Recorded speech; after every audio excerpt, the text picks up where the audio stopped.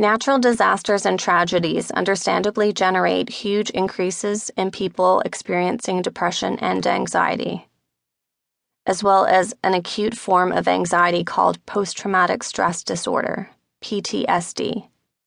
Sadly, many people blame themselves or are blamed by others for their condition, leading to alienation and even suicide.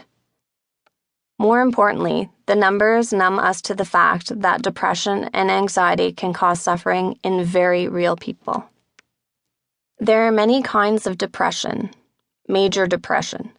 Major depression lasts weeks to months with an ongoing low feeling and the mental pain of being trapped in one's own mind. A sense of desperation and inability to make one's life work often leads to suicide attempts.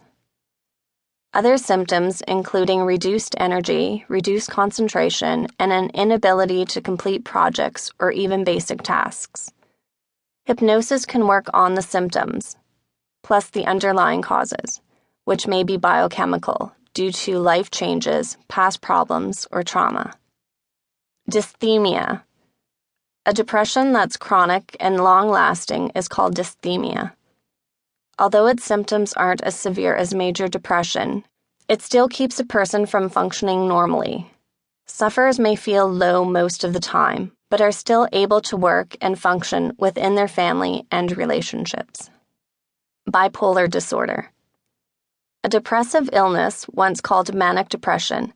People with bipolar disorder cycle between feelings of depression and great elation. A high feeling, irritability, severe insomnia, and/or inappropriate social behavior characterize the manic phase. In extreme cases, bipolar disorder can produce psychotic features.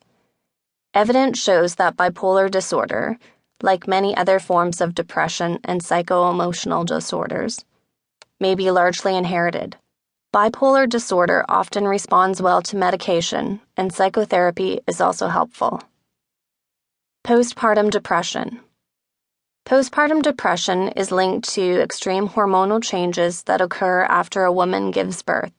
While symptoms can be similar to those of major depression, in extreme cases, PPD can produce psychotic features. Immediate and continued treatment is important, especially if the woman is planning further children. Seasonal affective disorder.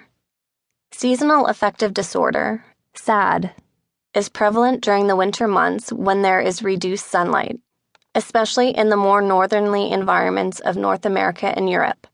The shorter days and the decreased natural light lead to an increase in psychological problems, depression, and anger. Some quick tips. Deep breathing to relieve stress and tension.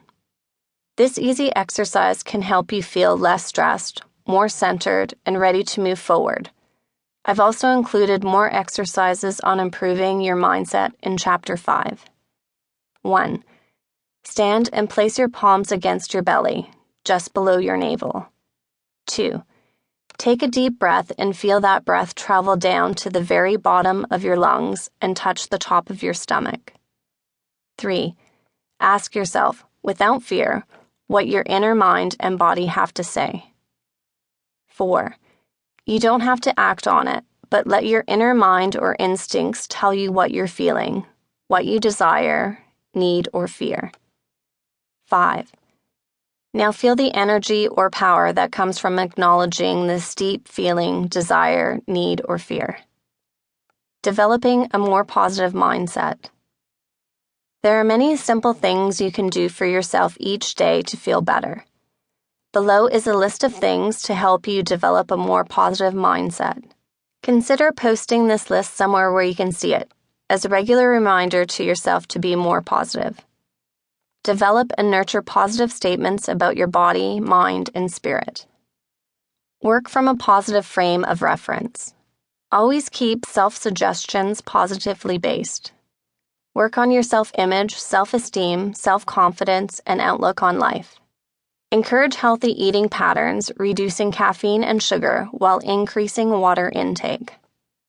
Start taking small steps towards your goals.